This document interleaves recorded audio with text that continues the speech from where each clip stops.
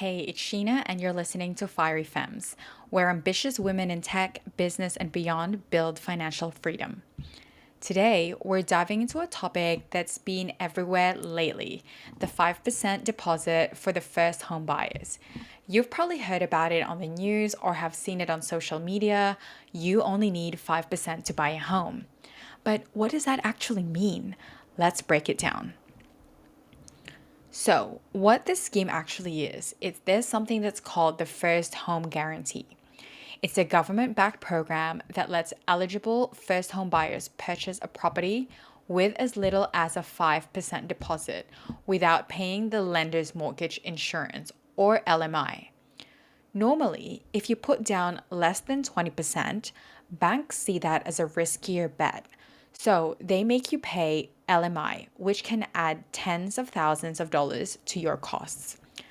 But under this scheme, the government guarantees up to 15% of the property's value to your lender, which means you can still buy and skip that massive LMI fee.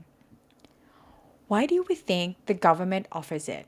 The idea is simple: to help more Australians enter the market sooner. Saving a full 20% deposit, especially in cities like Sydney or Melbourne, can feel almost impossible. There's just so many temptations.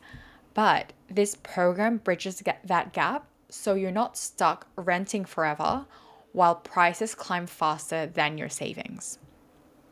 So let's talk about the numbers. Let's say the property that you want is 700,000. Traditionally, a 20% deposit means you need to save $140,000.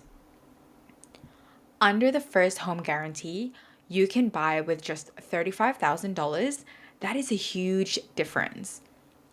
But, and there is always a but, there are some catches. Obviously, with the fine print, there are limited spots each financial year. Usually there are around 35,000 spots and they fill up pretty quickly. You also need to meet income limits, so up to $125,000 a year for singles or $200,000 combined for couples. And the property price caps vary depending on where you want to buy. So, for example, Sydney and Melbourne have higher thresholds than regional areas. So always check the list on the government's Housing Australia website. How do we actually want to prepare? So if you're thinking about using this pathway, here's what you want to do next.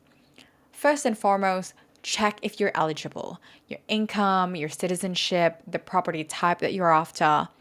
Number 2 is talk to an approved lender or broker, because not all banks offer it.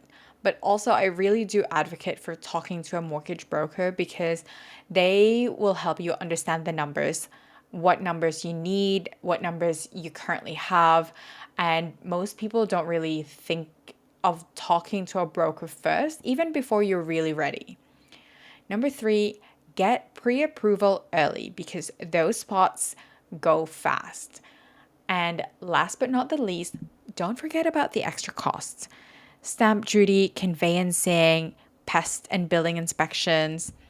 Even if you're not quite ready to buy it, if this is something that you really want to do, just understanding these details help you plan smarter. So the key takeaway here is the first step to buying your home isn't just saving the full 20%, because that is actually costing you opportunity cost. It is understanding the system and using it to your advantage. For many first home buyers, that 5% scheme might actually be the bridge between someday and I actually did it. Thanks for tuning in to Fiery Femmes. If this episode sparked something for you, share it with a friend who's dreaming of buying their first home. And remember, ambition is great, but freedom is even better. Catch you in the next episode. Thanks for tuning in to Fiery Femmes. If this episode inspired you, share it with a friend or colleague, especially to another woman in your world who's building her version of freedom. Follow the show and visit fireyfemmes.com for more stories, tools, and conversations that help you grow your wealth and your worth.